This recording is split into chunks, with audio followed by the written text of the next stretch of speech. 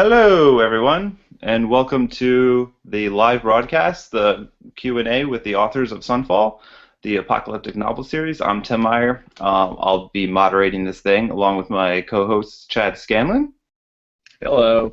and Pete Draper. Hello, everyone. Hunter Shea will be joining us a little bit later. He's running a little behind. So before we get started, though, I'd just like to thank everyone for spending their Sunday nights with us. There's so many other things going on right now. Like I think The Walking Dead starts in what, like an hour, something like that. That's important, right? I'm leaving it for that show. You would. All right. So before Hunter gets in, we'll start fielding some questions. We'll have some giveaways throughout. We're going to be giving away 3 signed copies of Sunfall Season 2. And yeah, let's get started. So some of the questions in the queue were, where did you get the idea for the book? Pete, you want to take this one? Well, I can kind of take this one because, to be honest, I came in last minute in this kind of thing. It really was you and Chad, I think, that generated the idea for the book, started the concepts, and brought me in later. A smart decision, I admit, but I don't think I was at the genesis of this whole thing. So I'd rather turn it over to you guys and you tell me. I came up with this great idea that we've been able to perpetuate. Yeah, so I mean, I think I originally came up with the idea of the story, and I think I was mowing the lawn one morning, and it was so hot outside, I just thought, like, what would happen if I spontaneously combusted, and not only I, but everyone around me.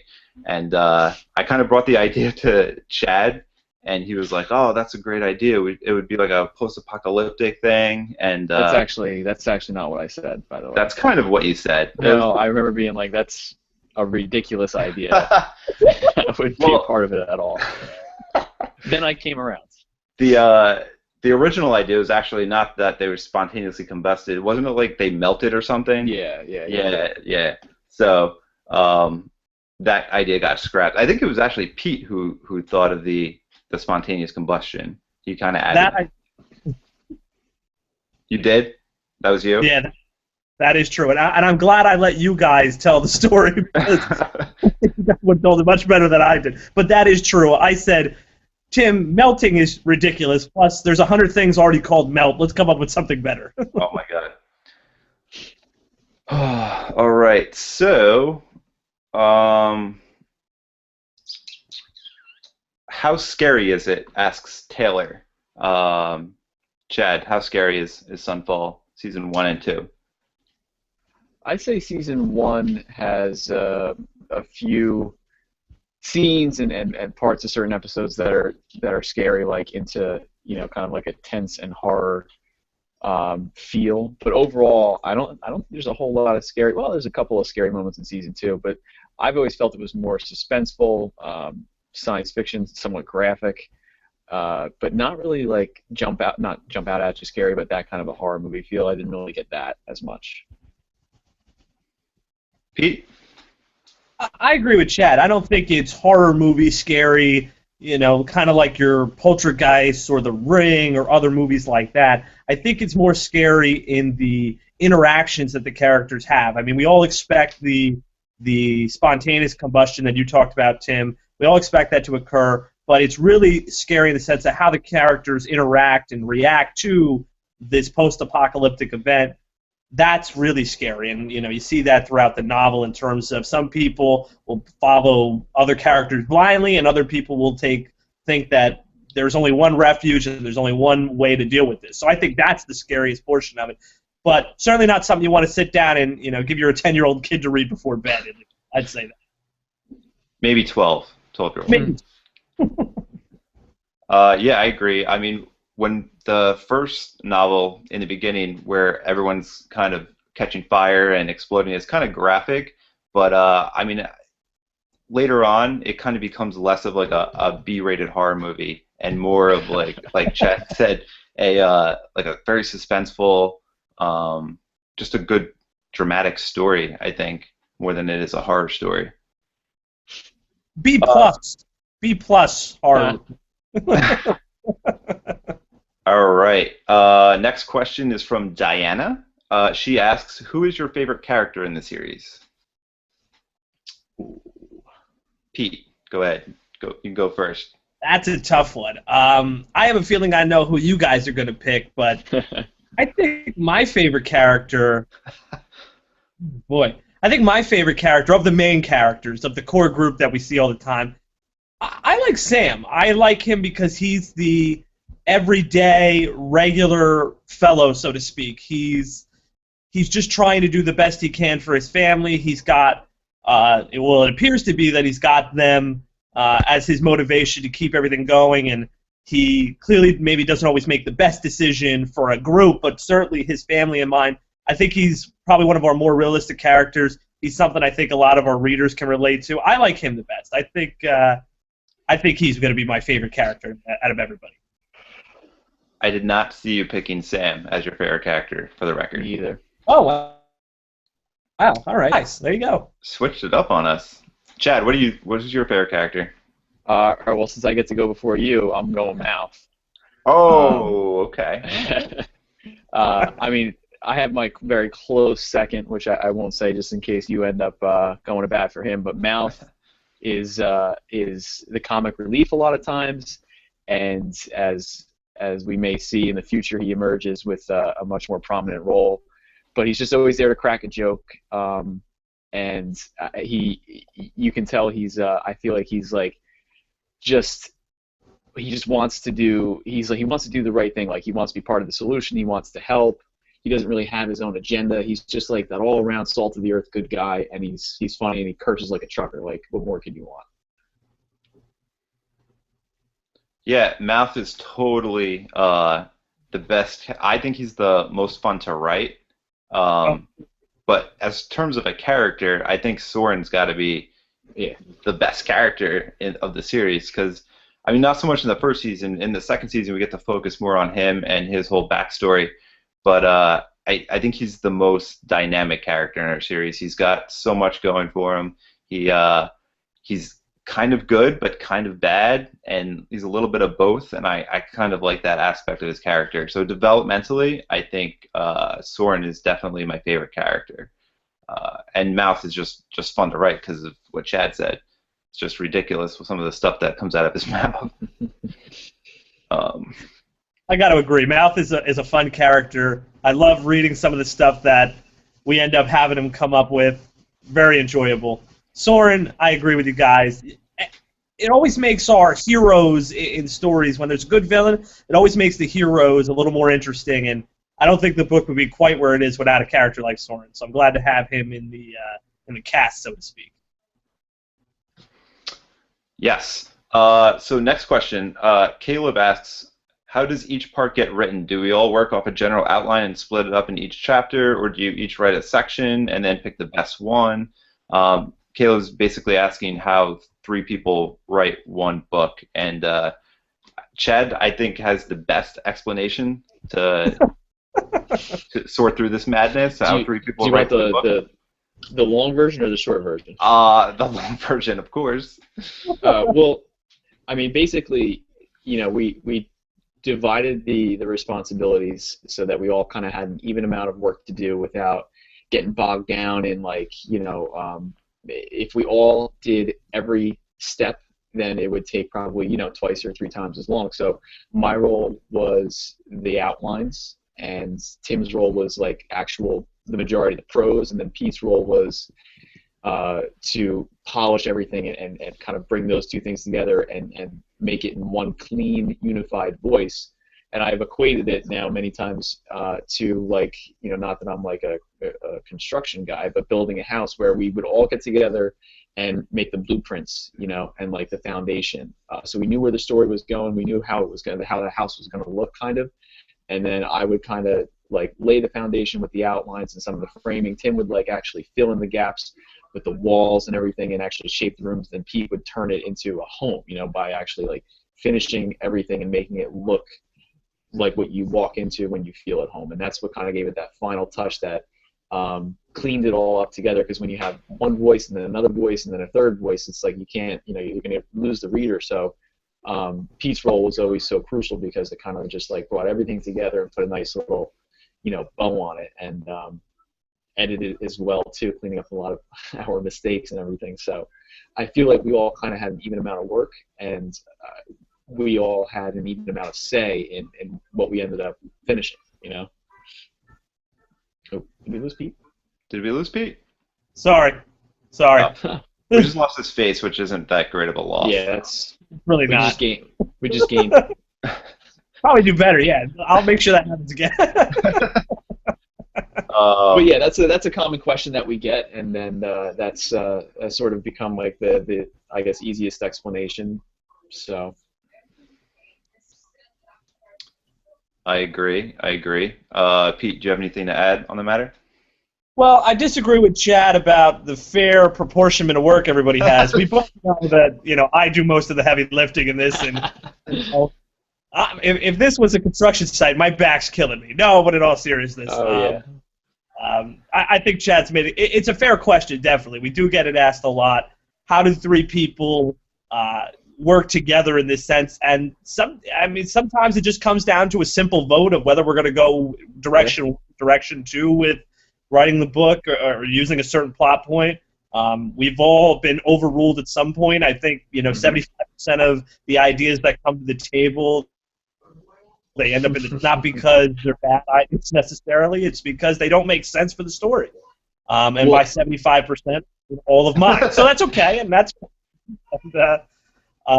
But it's a lot of fun collaborating with you guys and just working together as a team, because I think the product at the end of the day comes out nice, and I think Chad used the word polished. I think that's a good word for it.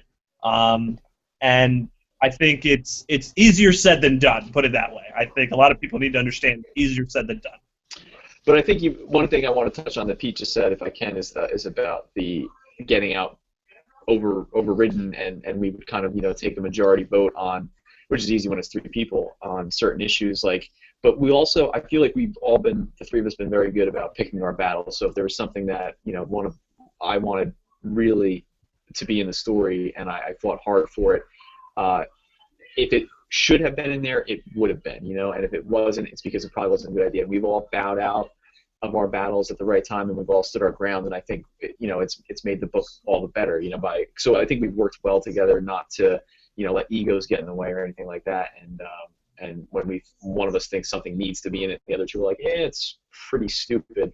We kind of know to look at it from that perspective, and maybe they're right, and we haven't, I don't remember a single thing where I thought it should be in there, got outvoted, and I don't remember what they are, so it didn't stick with me to the point where I was like, still mad about whatever it was that Tim and Pete thought shouldn't be in there that I did, so it's all been in for the good of the book, and I think we've all kind of had that same perspective.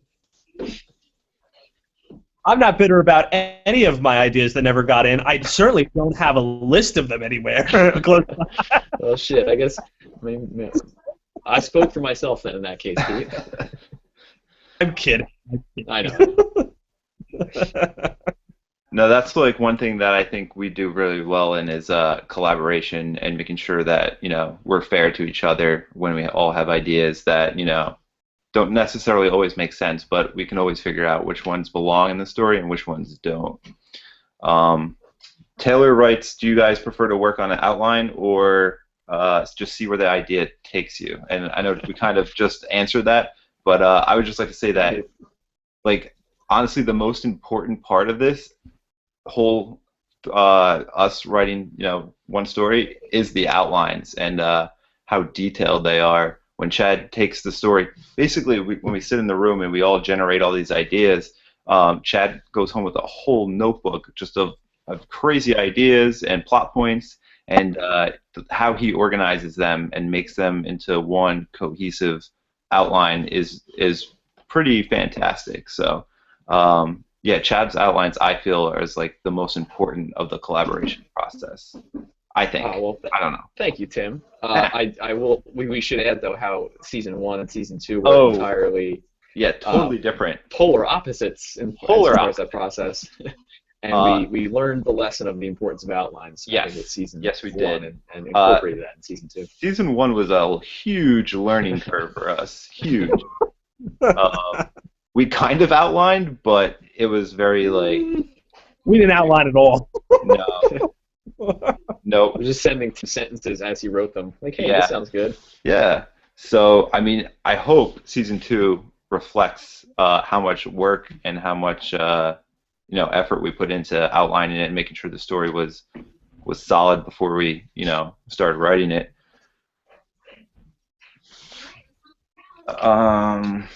You guys have anything else to add about outlines? No, no. No? Good. I remember we did a much better job this time and a much more detailed job going into season 2, and I personally think you could see a world of difference between book 1 and book 2 overall, and we have to keep doing that process. And a much more detailed job. I'm repeating. Yes. Yeah, sorry about that. That was my bad. All right. So, all right, it's 8:15, so that you know what that time that is. Pete. Oh, I'm up. Okay. So this is the first of 3 signed books that we're going to give away tonight, and Pete's up first with his giveaway. So it's all on you, Pete. It's all on you. Don't mess up. And talking about the importance of being prepared ahead of time like we did already and doing a thorough job, I just want to state that going into this, I'm 100% prepared, and I didn't do this last minute. So with that being said, I'm going to take us back all the way to season 1, episode 1, where it all started, and I'm going to have a little pop quiz, if you will. And I'll give you a hint as to where you can find the answer here, but my little question is going to be, if our readers go back into season 1, and you'll find in a certain section of episode 1, what was I'll tell you this. It was in part 12 or chapter 12 of episode 1, season 1. What was the breed of the dog that was on display in San Francisco? What was the breed of dog that was in San Francisco in that scene? I'll tell you there was only one dog, so it'll be very easy. First person that could comment on what the breed of dog was in part 12 of episode 1, season 1, obviously gets a free copy, a signed copy of the book. But trust me, there's only one dog, really easy to figure out. And that holds dear to me because I wrote that scene, so I really like that. Yeah, with all the vignettes. scenes in the vignettes, we call them, yes. We each kind of took turns writing those. So that was like the one thing that we didn't really outline. We just were like, oh, let's just come up with a bunch of vignettes, and that was one of Pete's. So, all right. So while they're answering the question on the page, we'll continue with some more questions. Lisa writes, how many seasons are you planning, and will they all be the same length? Chad? We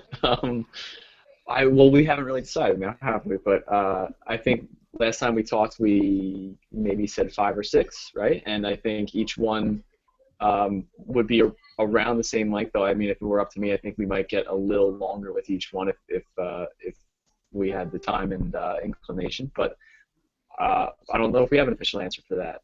Unless one of you guys, am I misremembering that or 38. 38 was the answer. No. We've planned for 5 or 6, possibly, but I mean, it all depends on, I guess, where the story takes us. I mean, we kind of have an idea of how it's going to end, but we don't know how we're going to get there, and things can change. You never know. You never know what can happen in those writers' rooms. Mm. That's a funny question based on, it's a good question, but it's funny to think about it in terms of what we just said about season 1, where we kind of, for lack of a better term, we're throwing ideas together against the wall, seeing what sticks, and now we're sitting here a little more prepared, a little more knowledgeable on how to do all of this, so we can actually pinpoint where we decide the story ends. And that reminded me of that show Lost. It seems like for the first couple of seasons, they kind of just threw whatever against the wall and said, we're making a TV show about this island. Let's see where it goes. And at some point, they had to end it because they just ran out of concepts and ideas to throw against the wall. So I don't think we'll fall into that issue, but I think we'll have a definite ending at some point. Cool. What's up, guys? Hey, what's up, Hunter? Finally back. Finally back. Thanks for joining us, man. No problem, man. This is, you know what? You're saving me from another crappy episode of The Walking Dead. So. Oh, nice. I agree wholeheartedly on that one. No. But watch it every week it comes out. Oh, man. All right, so let's get to another question. Oh, actually, Hunter, there's a Michael Charlie has a question for you. Is it true that Hunter Shea will be co-authoring an erotic novel with Paul Rubens? He's such a dick. Yeah. Is it true? Paul Rubens and I have been close friends ever since we used to hang out at the Globe Theater in the Bronx. He's such a dummy. You know what? That guy, that's my best friend, by the way. Nice.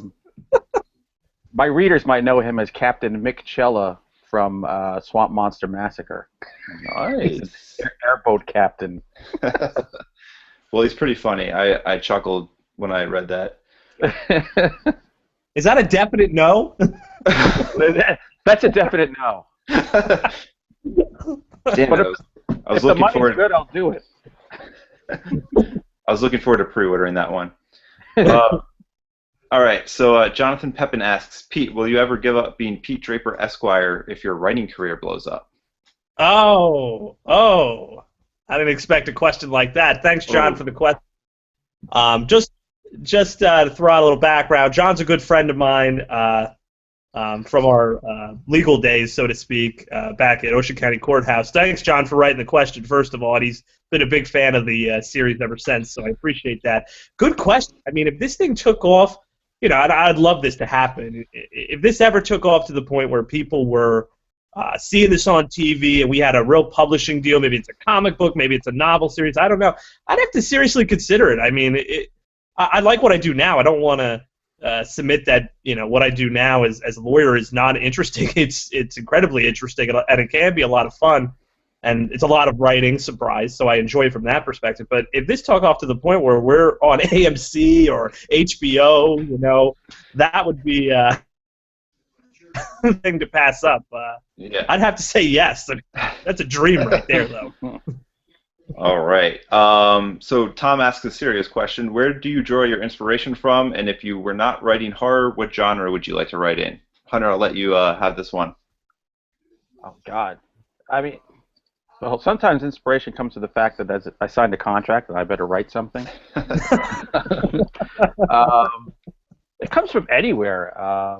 My book, Torches of the Damned, I had to meet my editor in 3 days, and I had to give him an idea of the next book to do. And I was thinking of this Bigfoot book that was tied in with the Nephilim and the government and all and angels. It was so bizarre.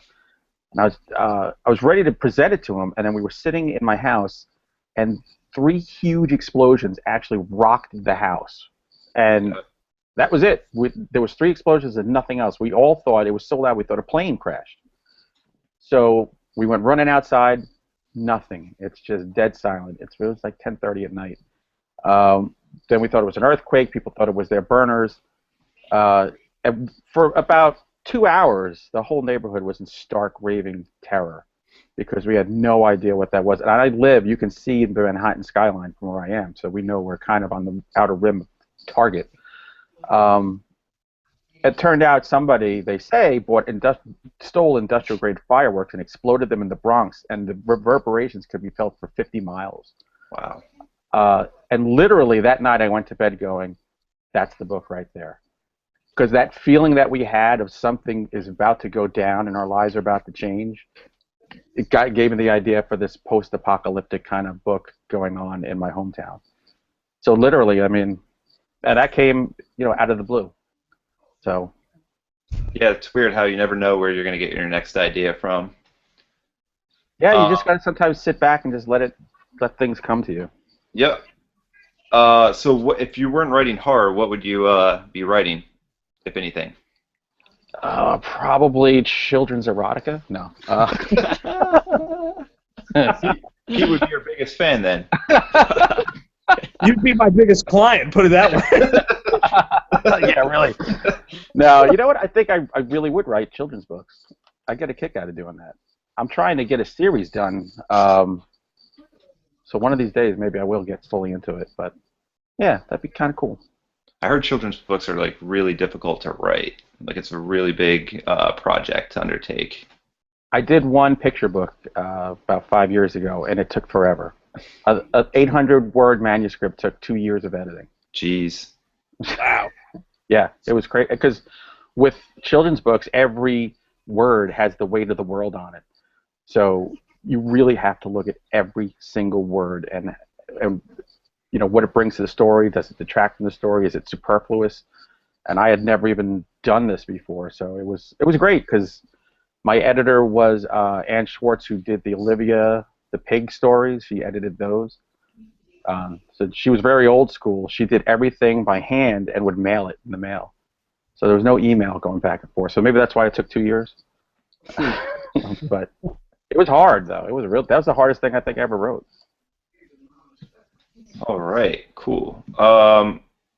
Next question's from Kristen. She asks, how long did it take to write each book? So, Pete. Too long. And that's mostly my fault on my end because I'm a slow writer, I'm a slow reader, and therefore having to read something that's been written in further slows the process. I think for the first book, it came out in help me out, Tim. What, November of 2014, give or take? Yes. Okay. So prior to that, that was at least 7 months, 6 months to put that out, right? Yeah. Yeah. So that didn't seem too long, and then we took a little time off between book 1 and book 2, probably 3 months of off time or downtime, if you will, and then here it is, March 2016. So about a year actually to do the second book, and you know what? Absolutely, in my opinion, worth the wait because I think the story is much better for all the reasons we discussed before about better outlining, better attention to plot, better attention to certain details, better attention to certain characters. There's just more story to tell, and now that we're past the introductory phase, if you will, of introducing the characters, who they are, etc., their motivations, now we can move forward and say, let's see what happens in furtherance of their motivations. But I think about a year overall between book 1 and book 2, and about 6 months to get book 1 done, right? Give or take, guys. I think I'm in the ballpark there. Yeah, about that. I mean, season 1 was written so differently than season 2. Season 1 we actually wrote in episodes and released them individually, whereas season 2 we kind of scrapped that whole idea and went with just like the Netflix version and just released it all in one big book. So I mean, I think the first book took so long to write. I feel like it took so long to write. It might have taken longer than 6-7 months to actually write. But I feel like the second book, once we had it outlined, it only took me, I think, 6 weeks to write 120,000 words, which was like pretty good pace for me. So I think that was just because of the way that we outlined the second season. It was just faster to write that one than the first season. Oh, definitely faster to write. Yeah, absolutely. Yeah, what were you on, meth when you were doing that? 6 weeks, No, 120,000 words? I wasn't working my day job though, so at the time, so I had Wow. I had 6 weeks off with to stay home with the baby, so I used that time. I have a question for you guys. What's your writing process? Because I've never actually co-authored a book with anybody yet. Well, how do you work that out? So we actually answered this earlier before you got on, but Chad, if you want to give him the quick, because Chad does have like All the right, well, best I'll do the dry explanation for it. The quick version. Well, I mean, as far as the literal responsibilities, I did the outlines. Well, we all got together and we decided what the story was going to be, major plot points, beginning, middle, end kind of a thing. And then I would do the outlines. Tim would write the majority of actually the words and the prose, and then Pete would edit, polish, and bring those two things together in one, coherent, polished voice. And Right. that's the quickest version of it. Yeah. Right. That's cool. Yeah. So you've never collaborated on any book ever? No, I've got like you. I see you got Jonathan Jans back there. Him and I have talked about doing a book together. Uh, Keith Rommel. There's a few people. Brian Moreland. We keep talking about it, but it's finding time, I think. Yeah. But now Yeah, that Sam Hain is going belly up, we got plenty of time. that's true. All right. Let's see. What do we got? Someone asked, "Do you have to do scientific research to explain the basis of the book?" That's a funny question. Oh, it's so good. Such a good question. So, Chad, since you think this is so funny, why don't you answer it? Well, does Wikipedia count as scientific research? Like, Absolutely. Yeah. we use the word, or at least I was a big fan of the word pseudoscience all the time. But we did, I used all the power of our three brains to decide, like, if something we figured made sense scientifically, like we could stretch it to the point where we could, make it seem like it made sense. And if something didn't, like as an example, how has the climate not been affected, but people's flesh has, by the sun's rays. So we do have a pseudoscientific explanation for that down the road. But that's, like I said, just imagination and Wikipedia, as far as I can see. Does this mean you guys like went to the beach and just laid out in the sun with no like sunscreen on? And said, "Wow, what's this doing to my skin?" Yeah, you can tell by all of our very, very colorful complexions that Tim especially, he's tanned up. I am. Oh man. I've talked science though about this. We have. We talked a lot of science about this early on. We were discussing the plots and everything. We're talking about, I don't want to give anything away in case we do use some of it later on, but I remember having these in-depth discussions about, gravitational forces and all these different things with the Earth's core, and guys would just stare at me like, what does half of that mean? It's hot out. That's all I don't know. It's hot out. Sun burns. Ouch. It's Ouch. magic. It's all magic. Oh my God. Were you guys Highlander fans? I was. Now they set this rule up in that universe where if your head gets cut off, it's over, and then there can be only one. So Right. the second one, they bring back Sean Connery, and his answer is, "It's magic." So we're invoking the Highlander rule with Sunfall. With There you go. That's the official rule, the Highlander rule. Dead characters can come back to life and everything. And why? It's magic. It's magic, Sean. Oh, that's great. Cool. So, Taylor asks, what was your greatest literary influences? Whew. Good Go ahead, call. Pete. That's a good question. I think speaking generally, one of my favorite books is 1984. So George Orwell is way up there for me in terms of the themes that he has in that book. A very influential writer. That book is still, I think it should be taught in schools personally, but then again, that's why I'm not in the academics, because I'm apparently crazy for thinking that. But It was taught when I went to high school. It wasn't taught when I was in high school, which I thought was really, because when I read it later as an adult, I said, why is this book on every kid's shelf? Right. George Orwell is my guy, and I know, I don't want to speak for Tim too much, but I know him and I are both Stephen King fans, so that's, and obviously all the works he does, Tolkien, Martin, all of those guys, very influential, I think, for me, and I'm sure all of you guys and other people out there too. Yeah, King's definitely up there, as he is probably on almost every other writer's list. I'm a huge Bradbury fan, and I don't know, I've been really into Kurt Vonnegut lately. I think all of his stuff is amazing. So. I mean, mine. Go ahead, Hunter. No, you're the actual author here. Go ahead. Really? Somebody tell my wife. Well, that. compared to me. Stephen King's Night Shift was the first adult book I ever read. I think I was 9. Then I was hooked on anything by him. Clive Barker came along, but as I got older, I know people. This is like an unpopular answer for some reason, but Ernest Hemingway is a huge influence on me. Because if I ever let my early stuff get seen by people, you'll see how weighty and just bloated it is. And reading Ernest Hemingway taught me how to write. Just get rid of the crap and get to the story. And people tell me all the time, like, you read your stuff, there's no filler. It just goes. And I'm like, yeah, well, you can thank Ernie for that. So, and plus all the other authors that you guys said. I mean, I read so much it's ridiculous, but. Chad? I mean, I would like. I'm just gonna Stephen King probably, and I think the most influential work would probably be Salem's Lot, because Tim and I have talked about this a lot. Is the pacing of Salem's Lot? At least I remember the first time I read it was just, it seemed perfect. Like I don't think I'd ever read a book that was just paced so perfectly where I just, it was even, but I wanted more at the end of every chapter.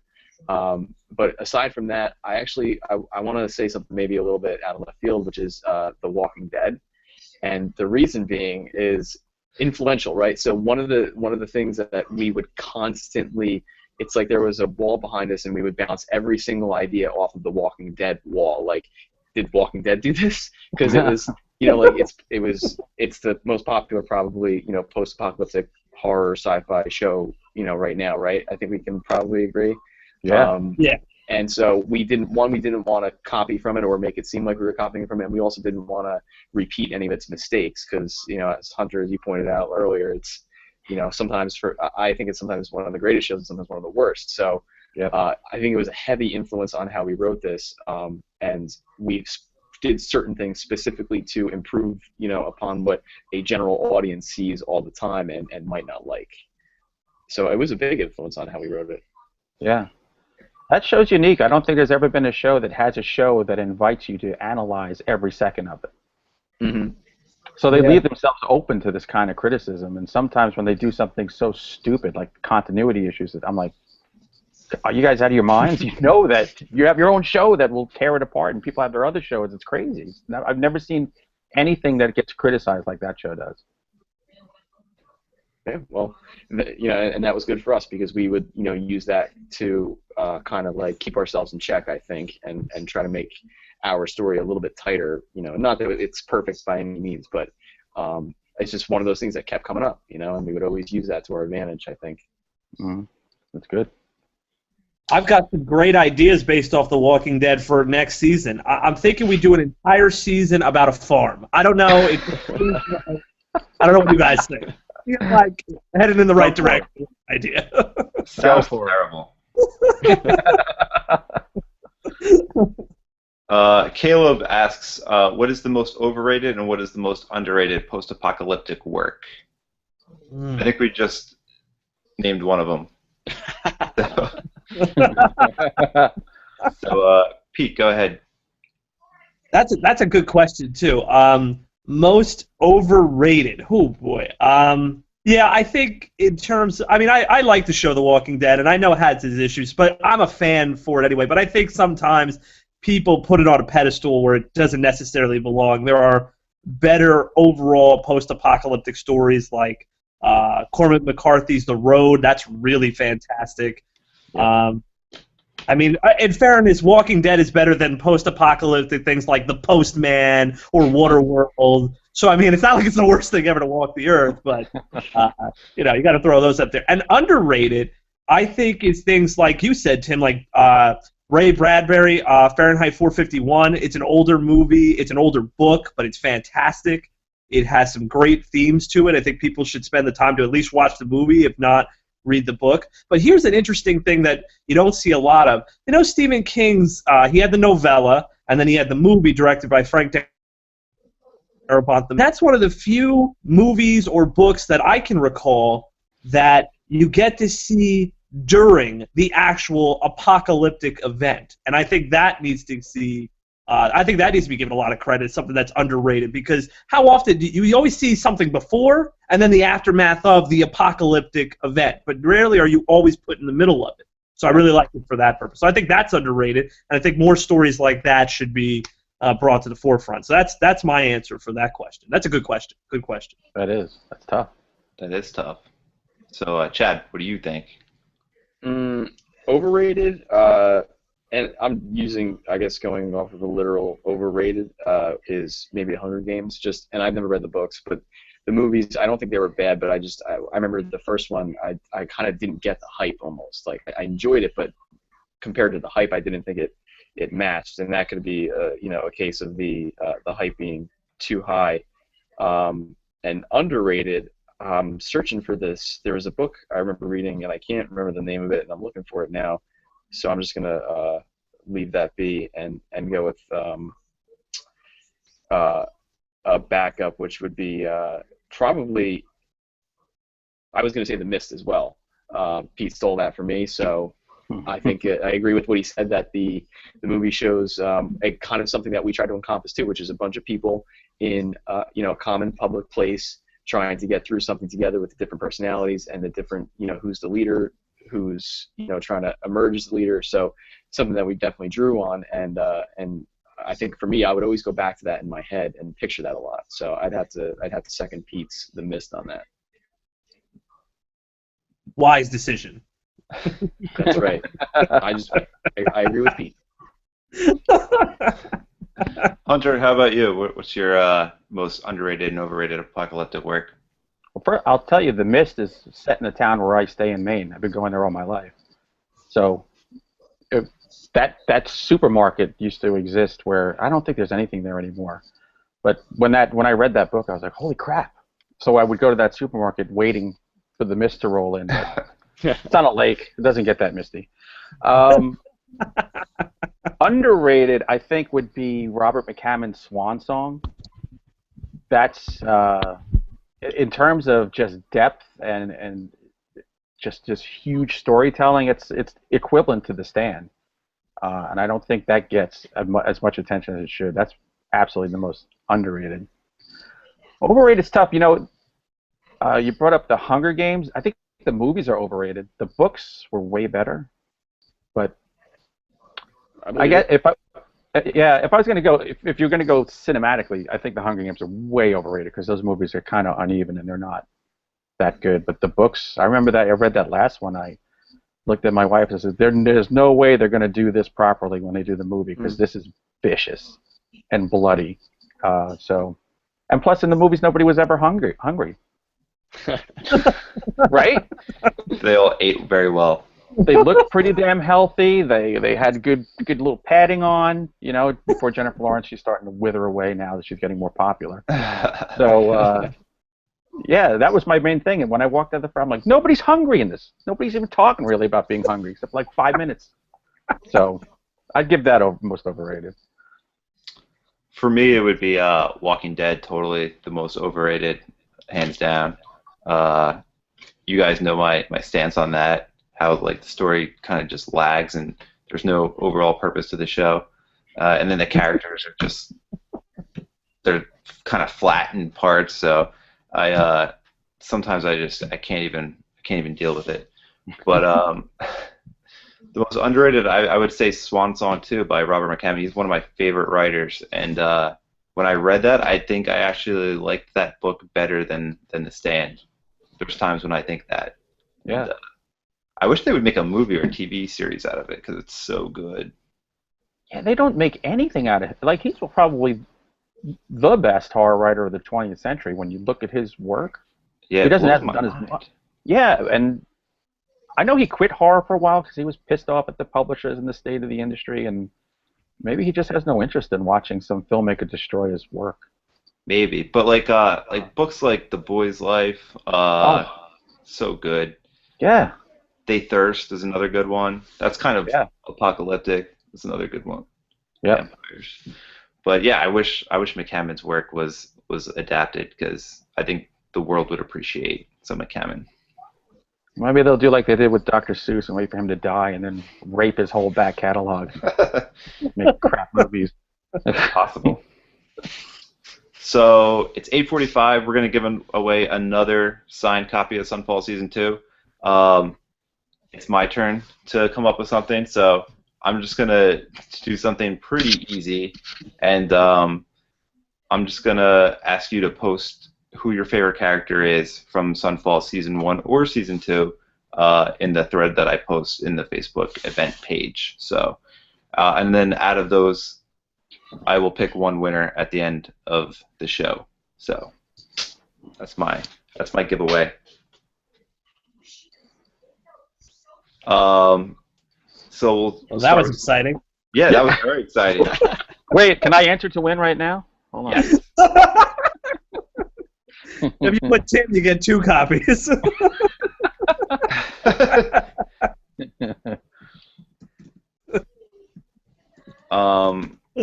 We can go with another question. Let's go with, do you guys know the ending to your stories before you begin, or do you kind of write as you go? I know that's kind of been asked a couple times, but not necessarily. We won't keep it to Sunfall specifically, but in general, do you guys know the endings to the stuff that you write, or do you take your pants off and just see where it goes? I mean, I've never known the end of a story ever. Really? Yep. Torches of the Dam was a perfect example. I had 5 different when I was halfway through, I said, all right, this can end any of 5 different ways, and then it ended way number 6. And I do that all the time. I'll write a book and I'll be like, damn, that guy just died. He was supposed to live. And the other one, it's so weird. It's like when I get to the last 3 chapters of any book, it's like automatic writing. I'm not in charge. So no book has ever ended the way I thought it was gonna. Ever. That's crazy for me because I pretty much, I mean, I used to write that way. I used to have no idea where I was going, but I would always run into walls. And so outlining for me is like a must now. I don't write without an outline anymore. I like the walls. You like the walls? I hate spent a the lot walls. of time in the corner as a kid, so I guess I appreciate against the wall. Can't stand the walls. They drive me nuts. It forces you to be very creative. It does, but You know? for me, like I've started, not, like I've written 80,000 words of a novel and like stopped because I couldn't figure out that last, 10,000 words, and yeah, it's brutal. It's like a complete waste of time, but it's good practice anyway. But what about you, Pete? Do you ever outline any of your solo stuff, or do you just pants it? Well, just so we keep this PG, I always write with my pants on. I don't want anybody to, think less of me. But to answer the question seriously, is it gets cold, so you want to keep your pants on, especially in the winter. It's a mix. It's a mixed bag for me because sometimes I will know exactly beginning to end where everything is going and it's fine, and then other times the ideas just flow as I write, and then I think Hunter alluded to this, they shift a little bit as you're just about to say that character lives. Actually, he gets severely maimed, is dead, and you never see him again. It's like, oh, okay, well, but all of a sudden I am, and so it varies on what the story type I'm writing is, or what the characters are about, etc. It really varies. I know a lot of times what I do is I have the major 5 points that the story is. The beginning, the 3 parts in the middle that make up the things that get me to the end. So 5 parts, and then it's filling in that 20% in between each of the 5 parts. But sometimes I do, sometimes I don't, is the easy answer to all that. Chad, what do you think? Outlines all the way, well, right? I mean, of the 27 or 28 books that I've written, I think even if we end up not agreeing on it, I kind of have an idea of what I would think, like as far as Sunfall, where it would go, what the ending would be. I sort of have the picture in my head in some way, so I guess ultimately I would fall on that side of having an idea, not necessarily exactly, it's spelled all out, but more than just winging it. Somewhere in the middle. Yeah, but closer to having an idea of like what the end would be. Awesome. I will add one thing. Sure. I don't know if you guys have, this is right in line with it. I know a lot of people have like a ritual that they'll do when they finish, when they do the end of either the first draft or the final draft. My endings, whenever I'm ready to do the end, I'll always cram like the last few chapters in one sitting. So I'll tell myself, your ass is going in the seat, and you're just going to go till you hit the end. And like I said, I don't know where it's going ever, and I get so jazzed about it, and I get so involved in it. Like my wife will see me, I'm like, my hands are going like this, and I'm like this, and I'm like acting scenes out. And when I get to the end, my ritual is I take a Xanax because I'm so wired from it. I'm actually shaking, and my heart is racing, and I have to take a Xanax to chill out every time. That's pretty weird. Yeah, like I'm like cool as the other side of the pillow, for the, 9/10 of the book, and then I get to that last part and I just lose my mind. It's so weird. Oh, that's awesome. What do you guys do? For a ritual, I just write, man. Whenever I can. My time for writing is so limited that I don't really have time for a ritual. So whenever I have the opportunity to write, I'm just going as fast as I can. And yeah, I don't have. When you end something, when you get to the thing you've been working towards, what do? Pop open a Mr. Pibb, go and yell at the neighbor. After it's all over, I get as much sushi as would fit in my stomach and some beer, and I drink and eat sushi. So there you go. Yeah. A little mercury poisoning in beer. Yeah. Can't go wrong with that. All right. I like to take all the old drafts because I like to print stuff out and edit it by hand on paper. I take all the old drafts and just rip them up into like as many pieces as I can, throw them in the trash can, light the trash can on fire, take the trash can, throw it down into a river, let it float away. I want all the old drafts out of here. I like that. Pete's the only person I know who edits on paper. He whenever he gives me his edits for Sunfall, it's usually like this thick and just red marks all over the place. It's insane. The best was in season Here's 1. my edits. I do it too. Maybe I should start doing that. It seems to be a thing, I guess. It was an more organic experience giving you the paper edits. You should appreciate that. Oh, man. Do you remember though in season 1 when Pete came over and he had a manila envelope with like 20 pages, not of edits but of typed, like of his like, this is what you guys messed up here, this is what you messed up here, and it was just he plopped it down on the table and was like, we have to start all over. He was very upset with us that day. I do remember that. He was really mad at us. What did we do? Yeah. What did we do to deserve that? You screwed up. Just like I say fixed it. something. But what did we do, Pete? What you didn't do was the problem. Write a decent draft. Yeah, exactly. You didn't have an outline or two. I don't know. Yeah, well, like I said, season 1 was a much different experience than season 2. Much different. For the better, of course. All right. This time I only came with just a couple of pages of aggravation, not a whole vanilla envelope of frustration. No. Yeah, That's progress. that is progress. So season 3 he'll have no problems, right? I hope not. Maybe if you do your job, I would have an issue. Oh my God.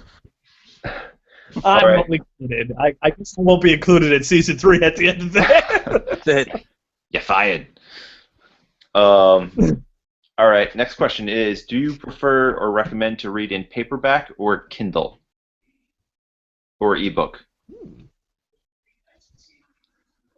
What's your preference, Pete, as a reader? I think I like paperback. I have a Kindle. I've read on it. I don't take any issue with it, but I don't know. I just like. I think for me, it's once you're done, I like to be able to put the book on the shelf and say I read that, and there's just something nostalgic about having the paperback in my, for lack of a better term, collection. I probably get that from my mother because she likes to collect things. So there you go. I'm doing the same thing. I guess it's hereditary. Chad?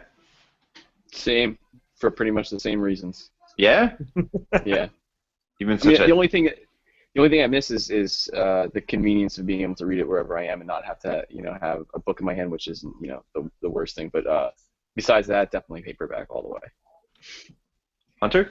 Yeah, I'm the same way. I actually hate reading on my Kindle. But the Kindle is good because I can pick up stuff that I can't find in the store. And I do a lot of like short stories and novellas on there. But I don't know. I like the feel of a book. I like the smell of a book. I like the Kindle, even though it tells me I'm 18%. What does that mean? Right? When I read a book, I can see the bookmark is here. I got this much more to go. And then when I'm done, I have something physical to put on my shelf.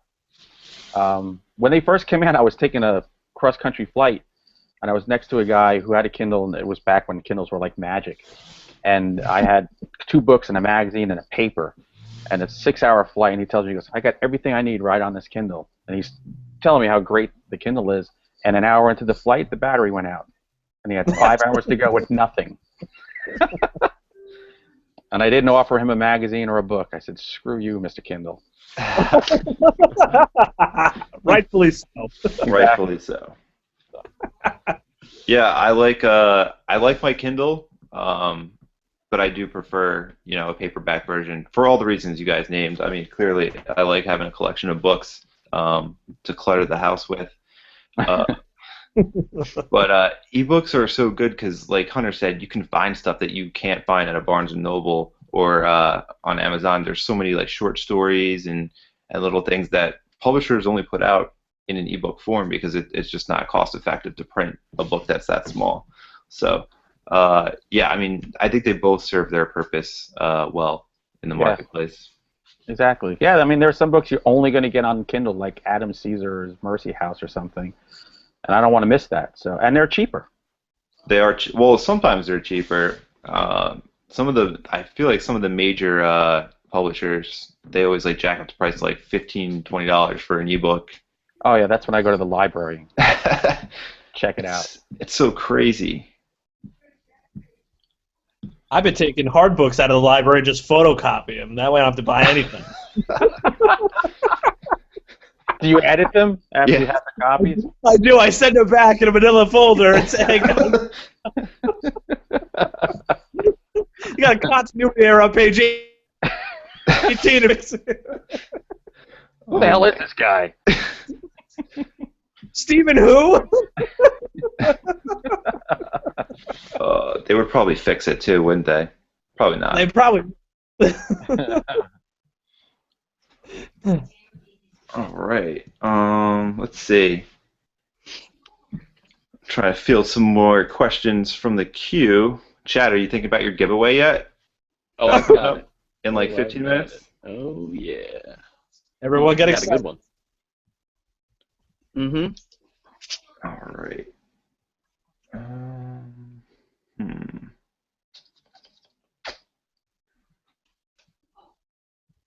What do you got, Tim? I don't know. I'm trying to sift through them. You guys can talk amongst yourselves. Hunter, do you have any questions for us while I'm trying to go through this? Yeah, when you go to my kitchen and get me a drink? You know what? I'm going to get one. I'm really thirsty. Awesome. All right. All right. So, Pete, what was your favorite part of the writing process for this? Sunfall season 1 or 2? Cool. Lots of questions about the writing process. I guess people are curious as to how in the world we come up with this. They are. I guess it's the whole how do 3 people write a book together? I think the better question is how the hell do we come up with this crap? I think that's the better question. But that's not what I'm supposed to answer, so all right. My favorite part is, oh boy. I think my favorite part is actually sitting down when we're done with all the edits, when we're done with all, negotiating what the story is going to be, etc. When we're finally reading those proof copies and we're going through them line by line, looking for things. I just really, it just has a wonderful feeling to it because that's what we did. I was a part of this. We were all a part of this, and seeing it in that book form, doing one last edit on it, it just makes it more real for me. It excites me. It gives me an adrenaline rush. So I think that's my favorite part is just when we're just near the end and we're doing that final editing aspect. I think that's going to be my favorite part for the rush. That's such a crazy part of the process too, because we're like all scrambling to get everything together at the last moment. That's like you said, it's just very intense right before the release. Well, I'm an intense guy. I thrive under pressure. You'd have For to, me, right? Oh my god. Chad, what's your favorite part? Do you like you like your part of the process where you're outlining, or do you like sitting back and just letting us do all the work? Obviously, There the we one go. where I do nothing. Actually, I mean, I do enjoy the outlining, but I think that my favorite part's probably the step before that, and we did it a lot with season 2, which was on the whiteboard. You know, we would go to Tim's house and sit in his little office that I'm sure you're sitting in right now, and we would get on the whiteboard and just like jot. You know, we would map out the story. We would write down, you know, plot points. We would bring up new characters, and that whole creative, you know, vibe and getting the juices flowing.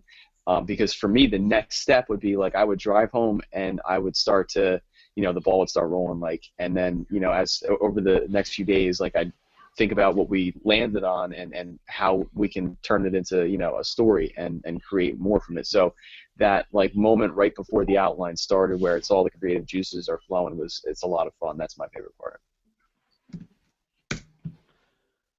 Hunter,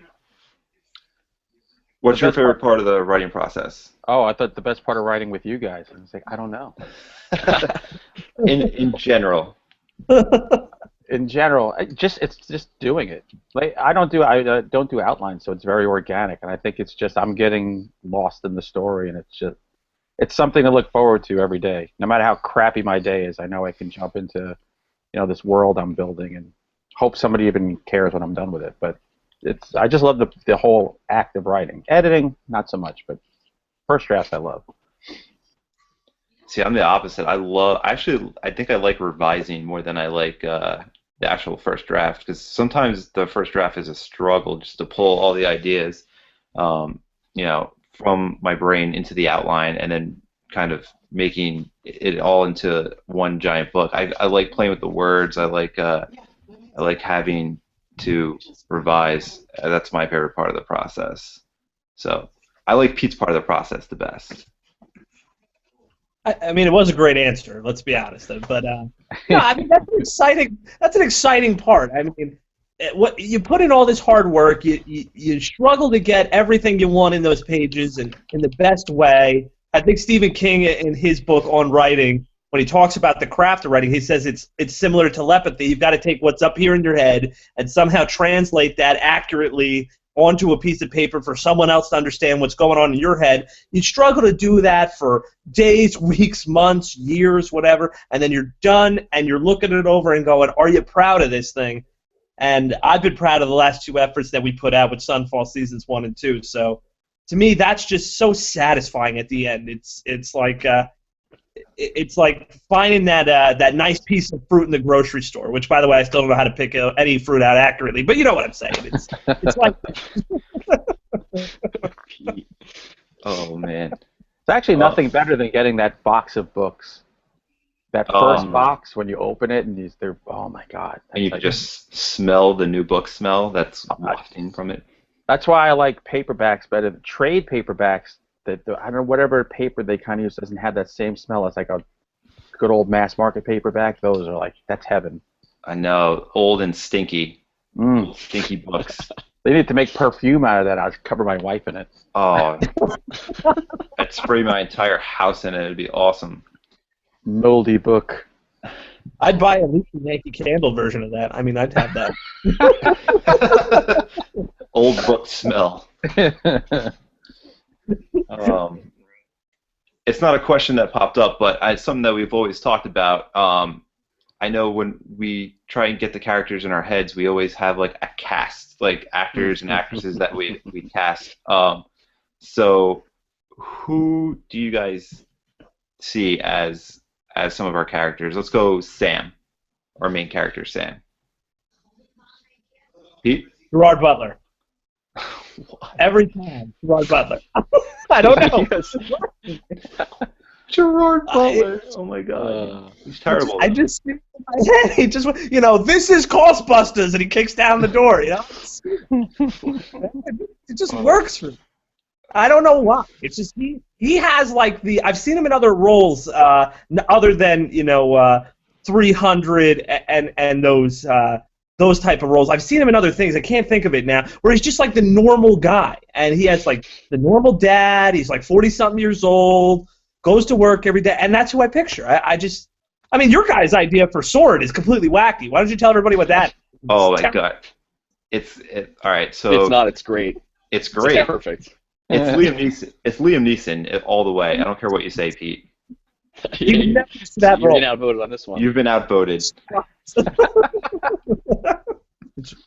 You can be wrong. That's fine, because he would never do that role. She has this idea that Liam Neeson can never play a bad guy. No, that's not what I said. He can't be this bad guy. Bad guy. He's a pretty bad dude, man. I don't know. Every time I close my eyes and I imagine Soren, it's always Liam Neeson. Chad, what about you? Who do you cast for like Sam? Sam, I honestly don't know that I've ever pictured him as anybody, but I don't know. I don't have an answer for that. Maybe Thomas Jane, just because I see I think the Mist, and I think and Sam sort of and Thomas Jane's character are somewhat parallel, so I probably would have pictured him the most. I like See, rating it, I thought Forrest Whitaker.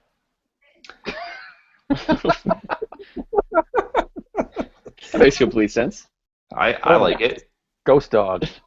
Great actor. Oh my God. Forrest Whitaker as a ninja. Greatest movie ever. That was great casting. Hunter, do you ever cast your books, or do you use your friends as a reference, or what do you do when you create your characters? I do a lot of friends. When I did the Montauk Monster, I run a department at my company, and I made all of them the Real Housewives of the Hamptons and murdered them all one by one. I had like a lineup of people that wanted to be killed in that book. So that whole book is just like a ton of friends and people in the office. But sometimes I've used, I'm a big Salma Hayek fan for obvious reasons. So when I did my book Hellhole, the Western, when I made the Mexican girl, her name was Selma. That was not a real stretch. I did a book years ago. I used Alyssa Milano as like it helps you picture what the character's going to look like, and then you can be like, oh yeah, I'm hanging out with Alyssa Milano for like 6 months writing this book. That's awesome. Yeah, it's a lot of Butler. Oh, jeez. One of our friends on Facebook says, I actually see Carl Urban as Sam. That's D.S. Ullery, fellow author. Yeah, all right, that's a good one. I like that. I like Carl Urban. I could totally see that. It's a good one. I have one. How about for Mouth? Because I have. Oh, I the got spot this on. one. Well, you What go is- ahead, Pete. No, because I know you're going to fight me on this anyway, so go ahead. Yeah, why not? No, you will. Go ahead. That's bad. If I like Michael Rooker from Guardians of the Galaxy. He played Yondu. Obviously, he was Merle in The Walking Dead. I think he's just the perfect character for that. Yeah, I think you might be right about that. That's actually pretty good. It's actually not bad. Michael I was Rooker for going everything. with this actor. You might not know his name. That's what I've been looking up for the last 5 minutes. Richard Ryle or Reel. I'm not sure how you say it, but he was in Office Space. He's the Jump to Conclusions Matt guy. He's always has a mustache. He's like portly. And like he just has a gruff voice that I could just see him cracking sarcastic jokes and cursing all the time. But Michael Rooker might be better. Damn it. Yeah, now that you said Michael Rooker, I can't think of anybody else. Yeah, that's what I thought. And it would be nice to see him with a turn as a good guy, because he's always a bad guy. He is always a bad guy. Mallrats, classic villain. Oh yeah. Yeah. Yep. All right, Caleb asks. And I had another one. Sorry, just popped in my Go head. ahead. Tina, I always see now. It just kind of started occurring when we wrote season 2. I can't think of the actress's name. The actress who plays Mara Hill or Mara Hill in the Avengers and Captain America: The Winter Soldier. I can't think of her name. Oh, Maria Hill. Is that it's Agent Hill? I think. Kobe Smulders, I think is. Oh, she was that. on Yeah. the show, the one with the mother. How I Met Your Mother, I think, isn't she on that show? Oh yeah. I'm just gonna shut up right now, so just continue talking. Oh my God, that's awesome. All right, Caleb asks, what other medium would you like to see Sunfall become? Graphic novel, TV show, miniseries, or a film starring Nicolas Cage? Oh, I'm Well, hands down Nick Cage. Anything with Directed by Nick. Michael Bay, preferably. Is Nicolas Cage playing all the parts? Because that's the only way I'm watching. He wouldn't say no, I'm sure. No, totally. That would be awesome, a Nicolas Cage Sunfall movie. I love it. I'm like really into graphic novels, so I think a graphic novel would be awesome for this. I think it would complement the story pretty well. Yeah, that would be awesome. I'd pick that up in a second. Yeah, I like that. it I would be- think yeah, a graphic that would be novel good. would be. It worked for Dark Tower series. They got people interested in that again. The Stand, I think, is a comic book series. I have them. They're wonderful. They're excellent. Yeah. So Well, I think one thing about Sunfall too, it's very visual. I feel like a graphic novel would complement that a lot, especially season 1. yeah, so obviously when we wrote it, we wanted to release the first season in episodes like a television show, so we have that kind of already, going for us. So obviously a television show would probably be the most ideal adaptation to occur. Right? Oh yeah, please. I mean, where do I sign? If J.J. Abrams is out there, Is he watching? Is he J.J. watching? He watching? might be watching. He might be. earlier. Of the 30 people watching right now, he might be one of them. Who knows? There's a chance. There is a chance. All right. Were any of you guys inspired by real life experiences and put them into Sunfall? Oh, very much so. I got wicked sunburn. At the water park with the kids? With the kids Exactly. at the water park? I don't. We all got bad sunburn one day, and that's how it all started. They're out of SP 40 or whatever, and we were. I don't think any specific real life experience, prompted anything, but there is one scene, one of Ruh-roh. Technical difficulties. And Tim Hey, is gone. Tim, you're back. He didn't Is really he? want to answer that. Well, we'll go on without him for a minute. Yeah. I don't have any real life experience that motivated me to write this one. No? No. I can't think of anything. Oh, he's back. We can't talk I'm about back. I'm back. No, I don't know what happened. it. don't let him know. Crappy internet connection. Stupid Comcast. I hate you. That makes two of us. Oh man, they're the worst. Anyway, what are you saying, Pete? Go ahead. You were speaking. I was just saying, in all seriousness, I don't have any specific event that fits the overall story arc. I mean, believe it or not, I haven't ever been in a situation where I thought it was going to spontaneously combust. I know that's hard to believe.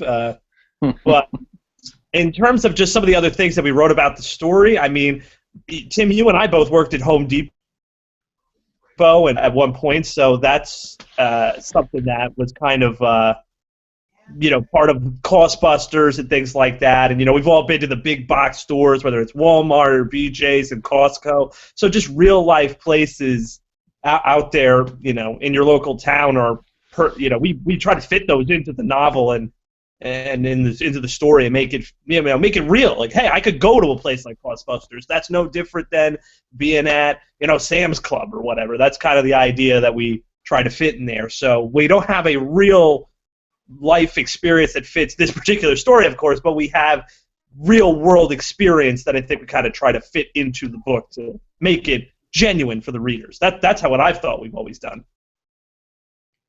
Yeah, I mean, totally. I mean, like I was saying before my internet cut out, the vignettes that we wrote, there was one specific in there that was pretty much how I came up with the story when I was mowing the lawn. So that whole story was actually in there because of that one event. But nothing else specific. Like Pete said, overall, I mean, we worked in like a big box retail store before, so there was that. But nothing else that really jumps off the page. Chad, was there anything that you put in there? Well, one of the vignettes actually was, I don't want to say exactly like a part of my life that had happened, but it was pretty close actually. I definitely pulled right from my own experience with one of them. But I think that's it. Other than that, the whole story, no, not really. I mean, I don't know. I was like, Bob, someone has to be a runner. That's that's about it. I was like, we need one character that's a runner, or else I won't be happy. And so there's Bob. But other than that, no. Nice, nice. All right, so it's 9:15. So Chad, you know what that means? Ooh. Your Okay. time to shine, buddy. Well, it's actually your time to shine because my question is, what is the name of Tim's first novel? Ooh. Ooh, good one. You're welcome, Mr. Meyer. Tim's looking it up right now. He doesn't even know. I don't know what was it? What's my author page on Amazon? I've written more than Sunfall? Hold on. Holy crap! I actually have books out. Oh my god.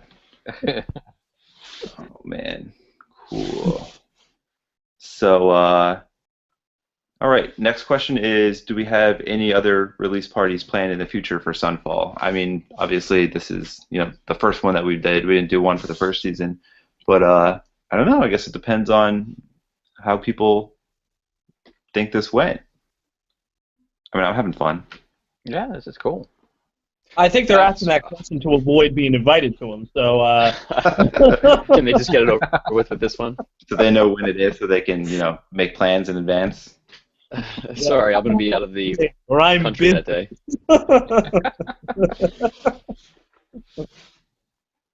But we do have a Twitter party coming up on Tuesday, the 15th, for Sunfall Season 2. So What? I wasn't invited. you were invited. You're running it. Hey guys, we're having a Twitter party, by the way, on the 15th. Oh my god. Obviously. Oh, So boy. there'll be some fun stuff to give away then as well. Oh, Chad, what am I gonna do with you, man? Just let 'em I keep will going now. say, I was very skeptical of this whole idea, and it turned out I'm glad I listened to Tim and Pete. This has been a good experience. I thought this was going to bomb too. You didn't listen to me. You listened to Tim. Okay, so I'm just trying not to give Tim all the credit all the time, Pete. Like, you and I need to fight for some things here and there. He's going to do it with facts anyway, so what's the difference? Yeah, that's true. Oh man. All right, so we have a little bit of time before Hunter's going to give away something in a little bit as well. So another question from Tom is: are there any convention appearances planned? I know, Hunter. You got something coming up, right? I'm definitely signed up to do Scares That Care. That's in Virginia, down in Williamsburg. This is the third year, my third time going there. I love that convention because you go to other conventions, like I've been to Horror Hound and Horror Find and all those, and you get thousands of people who would rather spend $40 for the autograph of a guy who was in a Jawa suit in 1978 than, or some guy made a torture porn video in his backyard and he's charging $50 for a CD. That's cheap. Yeah. No. So the cool thing about Scares That Care is it's people come there for the authors. So you'll be in the celebrity room, and you'll be like, last year we were right across from Sid Haig. There were just as many people at my table as Sid Haig's. So that's like a real core group of people who like to read and get books. So that's hands down my favorite. I might go to Chiller Theater. Maybe I'll be. Usually, I'm at Chiller Theater drunk and just walking around and buying, autographs of Barbara Crampton and stuff. But maybe this year I'll get a table there. Maybe Monster Mania. There's so many, but right now, Scares of Care is the definite one that I'm doing. Yeah, I wanted to go to that last year as just a fan, but I couldn't. But thinking about trying to go this year. It's at a bad time, but I'm gonna try and go. So that it looks like it's really fun. A lot of authors are gonna be there, so Yeah, it's Virginia at the end of July. It's nice and cool. Talk about SUNFALL. It's like living in that world down there. right. Yeah, but other than that, like I mean, I personally don't do very many conventions or author signings. I think I've done 2 in my entire life, and they're fun. But like Hunter said, like sometimes it depends on where you are. Because if you go to like a generic convention, nobody's there just to buy books. They're there to do other things, and it's hard. It's a hard sell to sell somebody a book nowadays. It really is. I did Hudson Horror Show does a little thing where they do a movie marathon and they have vendors. And I went to that in December, and I said to the guy, I said, well, how do authors do? He's like, I don't know. He goes, some of them sell nothing. And he goes, some of them sell some books. So he says, good luck. And I was on the phone with my wife for the break. I'm like, if I can just get to the break-even point, then this trip to Poughkeepsie, New York was worth it. And then halfway through, I said, okay, I'm break-even. Everything else is gravy. I'm going to drink the rest. So she was like, yeah, have fun. But, I mean, you got to hustle. If you had, like, if you were selling, like, coasters or T-shirts and stuff, you could just sit there and people come. But authors, you gotta hustle. You gotta engage people, and you gotta kind of get their attention. My brother-in-law Tom is awesome for that because he's like super book salesman. So he'll come out with a line, stop people dead in their tracks, put my book in their hand, and then once it's in your hand, they're like, oh crap, I guess I gotta buy it. Yeah. So it's great. Everyone should have a Tom. So Can I borrow him? yeah, absolutely. Is he He's for available. sale? He's for rent. You can rent. You can rent them out. I can rent a Tom. Awesome. So now that Sam Hain is no more, sort of, Yeah. are they still paying for your trip down there, or No. no? They never paid for cons. Oh, really? Yeah, this is the one drawback to going to cons. In the beginning, I went just so I could, people could see me, I could get my name out there. But you'd go there on your own dime, and then they'll have 20 to 30 books set aside for you, and then you'll sell them out, and that makes you in royalties nets you about $20. So I just traveled to Indiana and sold my ass off to come home with $20. So that's why I like Scares of Care. You bring your own stuff, and you're your own salesperson. So any convention where I'm in charge, and I'm not splitting it with anybody, that's for me. So Sam Hain, yeah, they said they were dead, and they said there might be hope, but who knows right now? It's all up in the air. I'm just sitting back. Cool. All right. Do you guys have anything you want to talk about real quick? I'm not going to be at any, Comic Cons or anything, but I'll probably have, probably be at Chili's for lunch tomorrow if anybody wants to sit. Which one? I want your autograph. I'll find the menu or something. Oh, God. That was a good one. Come on. That was hilarious. Baby back rib sauce all on the autograph. Oh, yeah.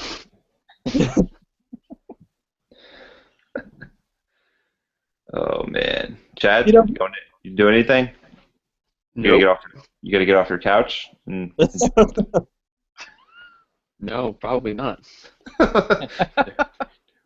Here's an interesting thing a lot of people probably don't know or realize about SUNFALL is that New Jersey is primarily our inspiration. We use a lot of, New Jersey, real places in New Jersey to set the stage from this, and I think readers will see in Season 2 that not much of that has changed, that we're going to be traveling to different parts of the United States, but New Jersey is an inspiration, I think, for, I could say, myself. I know that, Tim. What about you, Hunter? Is New Jersey part of your inspiration for writing, or what settings do you use as part of your books that are inspirational to you? Yeah, I think the setting is always becomes a character.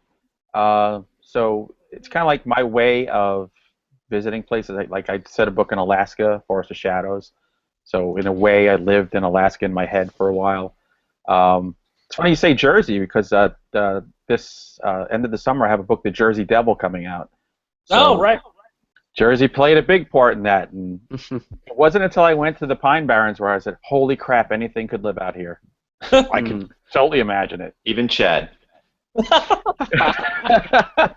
It's true, I do. Do you live in the Barrens? On the edge. The three of us technically live on the edge of it, and I mean, I'm pretty close to it. Maybe a little bit closer than these two clowns, but I mean, where we are is in the, yeah, just not like Hicksville, Pine Barrens, more like Civilizedville. Oh yeah, no, it was weird because you drive through there sometimes and there's like these beautiful houses that are kind of like mansions next to like shacks falling apart, and maybe some old factory that's falling into the ground, and yeah, you don't know what you're gonna find out there.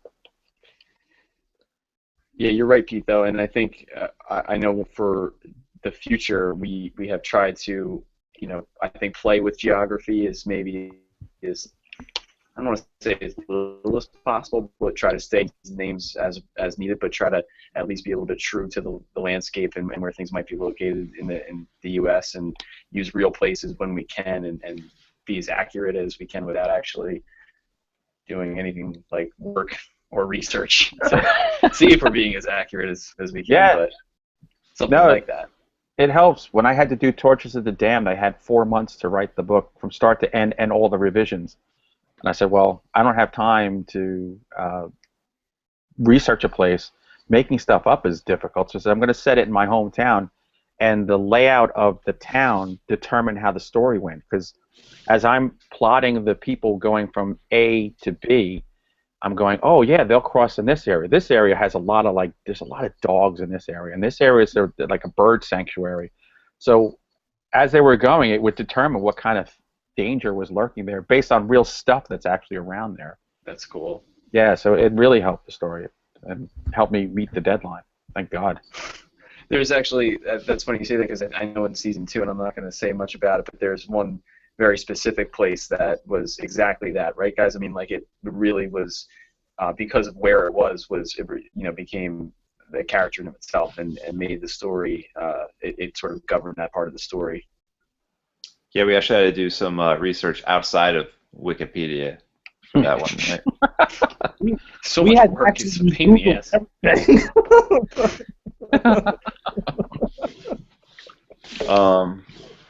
Okay, so it's pretty much 9:30. Hunter, you want to go ahead and give away your book? Oh, yeah. Wait, I got one right here. Whoa! Bring it to the camera. So, what number am I thinking? No.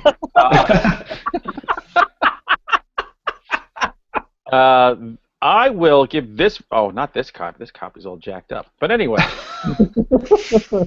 The hell? My cats get on the shelves and throw everything around and screw up everything. Damn cats. In the book, it's my book shows the apocalypse happening. It happens right by the second chapter. It's going. Certain kind of bombs blow up over the city of Yonkers. One of them is an EMP bomb. Whoever can tell us what EMP stands for wins a copy. I like it. Or figure out what number I'm thinking of. Between 1 and 6,000. 2. Damn it! He said that as he's Googling what EMP means. Cheating. I'll just give you a copy, Tim. Jesus. So, Tim, I had someone I tried to get some of my very very slacker-ish friends to post in the Q&A page, but they didn't. So one of them asked the question that I remember when she finished reading it, she texted me right away and was like, "Is Soren Jesus?" And at first I laughed, like, I don't know if we should like answer this or not, like, or whatever. But then she proceeded to like give her reasoning why, and it was actually really good. I mean, like the ending, you know, there's some symbolism that someone could read it like that, and I mean some literal, reasons why someone could read it like that. Do we want to answer that question or leave it vague? Is there a way to answer it without giving away details? Because like I'm pretty sure some of the people that are watching it probably have not finished reading season 1, so Oh, okay. Then I guess we'll just have to leave vague. just leave it vague. Yeah. There's no way to answer it. Maybe. You could just Maybe. We can't say that he's not Jesus. Yeah. I don't even know. Maybe he is. Maybe he is. We don't know. Who are we to say? This is actually the fourth Matrix movie, and he's Neo reincarnated. Nice. Oh. All right. So there's nothing in the queue right now. So Well, there is an important question. Somebody asking about my favorite pretty pony. oh, yeah, I missed that one. How did I miss that one? That's my brother-in-law, the guy who sells the books. Oh, he can ask those questions then. Well, I only know Rainbow Dash. Yeah, I don't know any ponies. Thanks to him, he got me a brony shirt. Whoa, look at that. Yeah, I'm a brony, man. I'm a bro who likes ponies, I guess. He bought me this shirt, and I wore it to work the next day, and I work in a corporate office. How did they like that? Well, they were like, "What the hell is that?" I was like, "It's guys who go to conventions and they talk about My Little Pony and hang out with furries." They were like, "What?" And then they asked no more. They're like, "Oh, well, I guess that's what he does." That I got a question for you, Hunter, based on that. If being at all these conventions, do you ever run in? What's like the weirdest interaction you've had with a fan during one of these conventions? Like, what's the most off the wall thing you can remember? Oh. Fat Shazam, my favorite moment in a con. We were at Schiller Theater, and there was a dude wearing a Shazam Lycra suit with the cape and everything, and he was no less than 500 pounds. You could see every ripple, wrinkle, dimple, and he stunk like a dead water buffalo, and everyone wanted to take pictures with Fat Shazam. And he was eating it up. He thought he was the most popular guy in the con, which I guess in a way he was. And then towards the end of the day, he was joined by Fat Spider-Man. And I was like, these are the two greatest con attendees of all time. Completely unaware of what they were leaving in their wake. Well, listen, if somebody shows up at, like, Camden Con as Fat Mouth or Fat Tina or Fat Soren, I'll take pictures with them all day. Cons are awesome for people watching, man. Sometimes I don't care about selling. I just want to look at people. I haven't been at a con in years. I want to go. I know Monster Mania is pretty close to us, and Chiller Theater's in North Jersey, right? It's in Parsippany, yeah. And Monster Mania is in Cherry Hill. Which is pretty close to us. They're both similar. I mean, first of all, you'll see the same people. Yes. Both the vendors and the attendees. But it's a blast, man. It's good times. Who's the coolest person you ever met at a con? Oh my God, met a lot of cool people. Crap, I can't remember her name. I used to have her picture over here. Oh God, the actress, Meg Foster. I was riding an elevator down with Meg Foster, and she started talking to me about, uh-oh, who'd we lose now? Pete's gone. That's Oh, Pete's gone. No. So yeah, she started talking to me about meditating, and she meditated in Auschwitz, uh, and just deep stuff. And then by the end of the elevator ride, she was hugging me and telling me what a great soul I have, and was giving me signed autographs, and I was giving her books to read on the plane and everything. Like, it was just such a surreal. Like, this is a woman when I was 12. I would get, like, little chubs when I saw her on screen, and I'm like, now she's hugging me, telling me I have this white light around me. I was like, gosh, you don't know me at all. But she was really cool. That's awesome. Tim, I don't know if I saw it in the queue or if it was this question somebody else had asked, and we've kind of touched on it already, but someone had mentioned or asked why season 1, season 2, why they're called episodes. And I know we sort of touched on that because it was supposed to feel like the feel of a television show, right? Mm-hmm. But I think that it's worth just mentioning, maybe it's a little bit interesting, that we specifically wanted to have it be, like, I think the episodic format became, it was because we wanted every episode to have, like, almost its own beginning, middle, and end, right? We didn't want to just have each one be, like, not that chapters are pointless or whatever, but just that it would feel like you had, like, you reached an end, a conclusion, but you were also, like, wanted more, like, and I think that was probably part of the success for the first, season, was because we specifically, attacked it that way, where it's like, let's make it each episode its own thing, and I know that's why we released it that way, which I guess it's maybe debatable as to how successful that was, but I think it's something that we still carried over with season 2, trying to make each one its own little thing and have an ending to it, but at the same time you want more.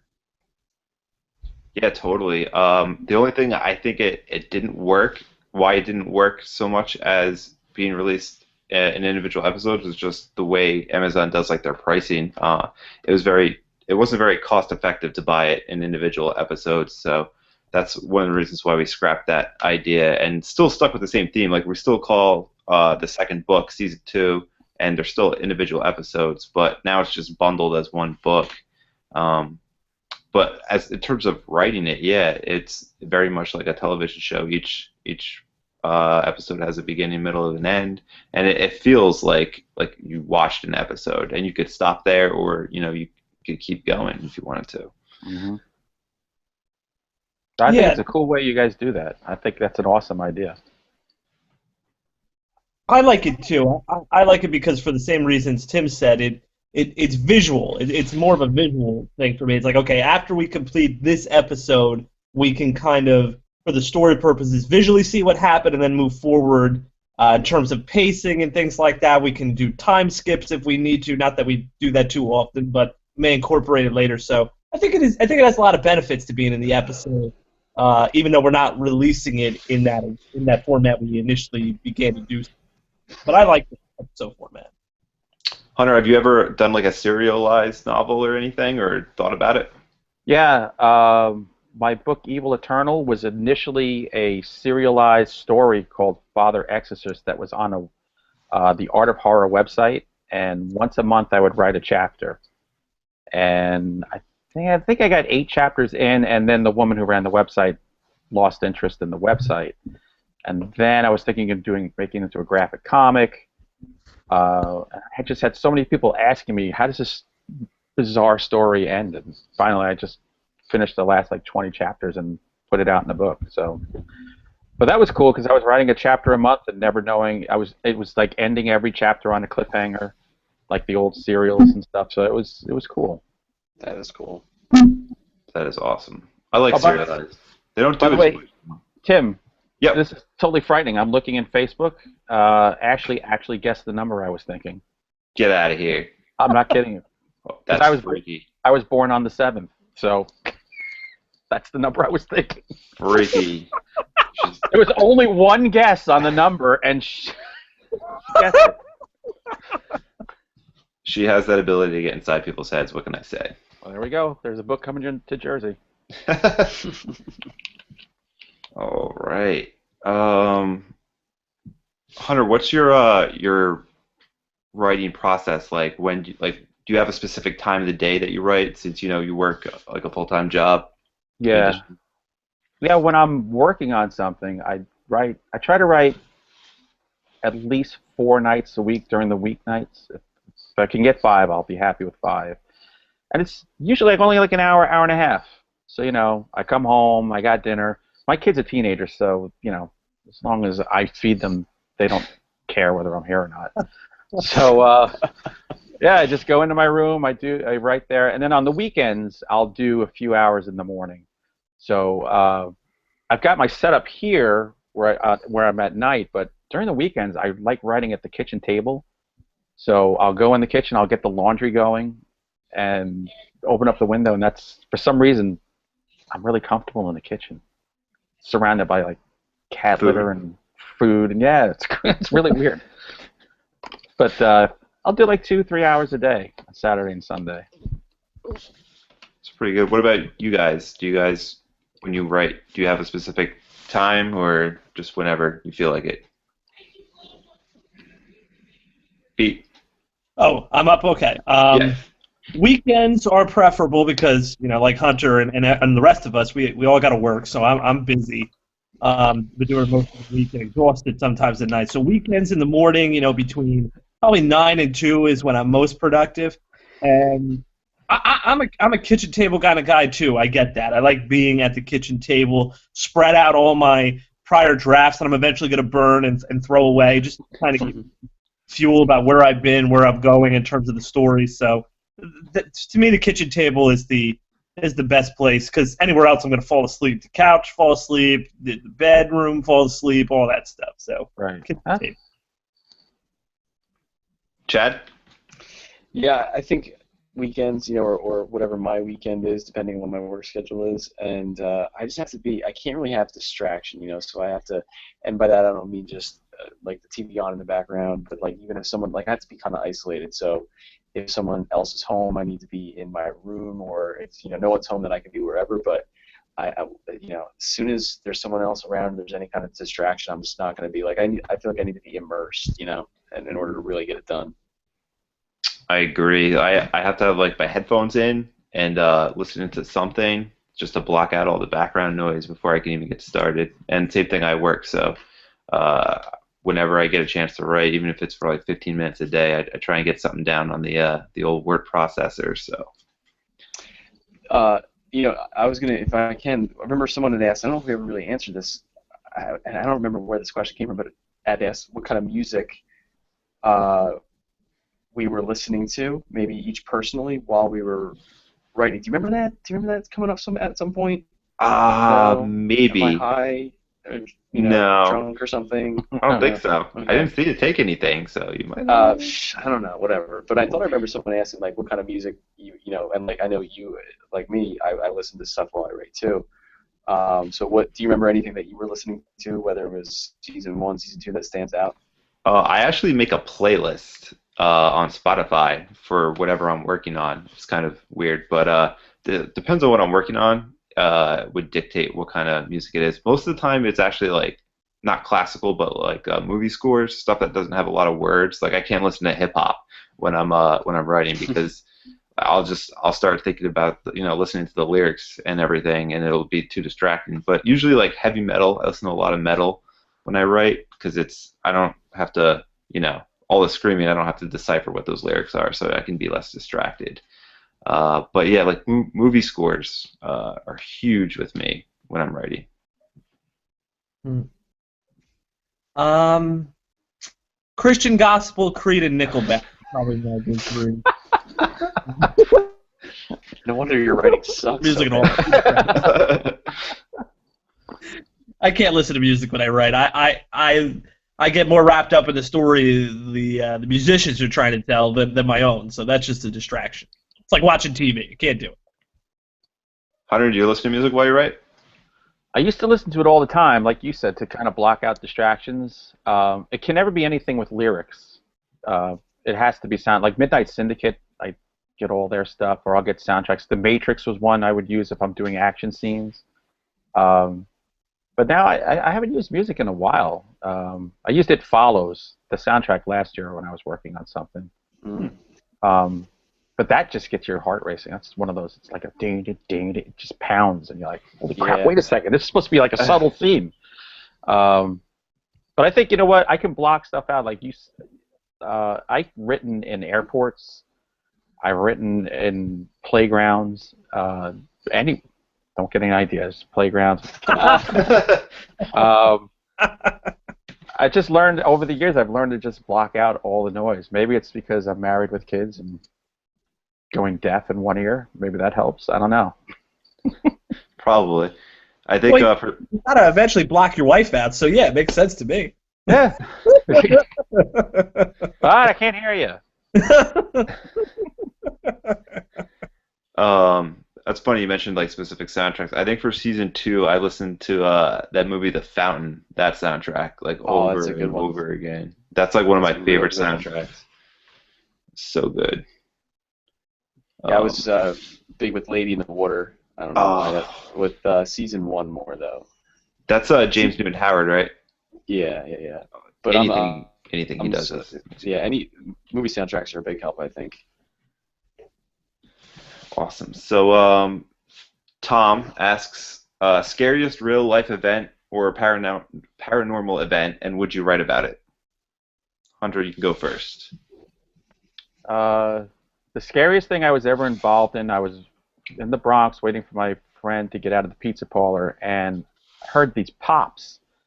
And coming around the corner was a car shooting at a guy who's running, and he's shooting back at them. And they went right by me and blew out one of the windows next to me, and I never moved.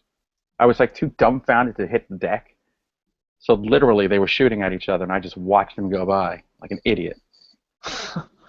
And then when it was done, I nearly crapped myself. That's crazy. What? Like you mean the bullet like really just went by your, however close to your head and hit the window? It was like 5 feet to my right.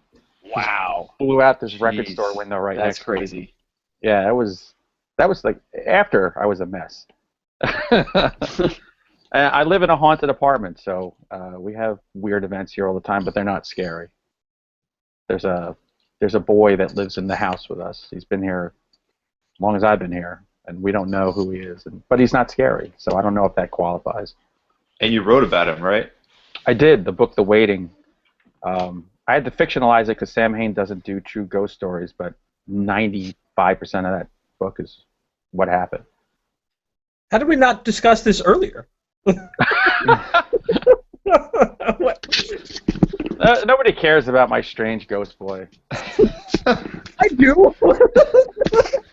I will tell you, since you haven't heard, he is when we see him, he's not a spirit, it's a boy. It's like an actual boy in the house. It's so, like, he looks as real as my kids. Holy cow. Yeah. He started coming when we first got married, she got really sick and she was on life support here in the house and unconscious all the time. And I used to see him all the time coming into the room with her. And then I didn't say anything to anybody. I didn't want anyone to think I was too nuts to take care of my wife. I wouldn't tell her because she's fighting for her life.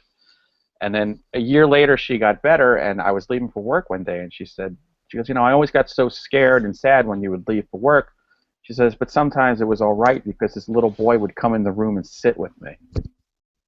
And I was like, what boy? She says, I have no idea. And she described the same kid I'd been seeing for a year. So, yeah, he comes around whenever there's a health issue, which in this house is every other day. So, he's just part of what we live with. We don't know what he is. Did you like the book? Did what? Did you like the book you wrote about him? Well, he didn't do anything, weird to me, so I guess he was okay with it. I've never met anybody that's actually had a ghost story. Yeah, this is the first for me too. It's weird because I don't tell people it's a ghost necessarily because nobody ever died here. Nobody ever died. I live on a small block. There's no instance of that. I don't know. Maybe he's an actual boy just living in your apartment. My wife's family tends to believe that her mother had 2 stillborn sons, and she believes that's them. I think it could be just part of your subconscious. Like when we're in a lot of stress, that's when it comes around. So maybe that's just a part of our brain, and I have no idea. That's crazy. My Yeah, I don't daughters know about aren't too that one. crazy about it. They hate that. They hate it. I've actually read The Waiting, and that's actually one of my favorite stories from you. So I Oh, definitely thank you. recommend you guys should check it out. It's good. And true. Now you know. Wow. True story. True story. Caleb says that Pete listens to Photograph by Nickelback on an endless loop while he writes. It's true, right? It's got to be true. It sounds It true. is 100% true. He's a good friend of mine from law school, so thanks for the question there, bud. And thanks for giving away one of my closest kept secrets. That's how I get through all the crappy things I got to read that Tim writes and edit. I mean, now I'm never going to be able to do that again. That secret's out. Oh man. And no, Pete, I will not be getting a haircut. Just let you know.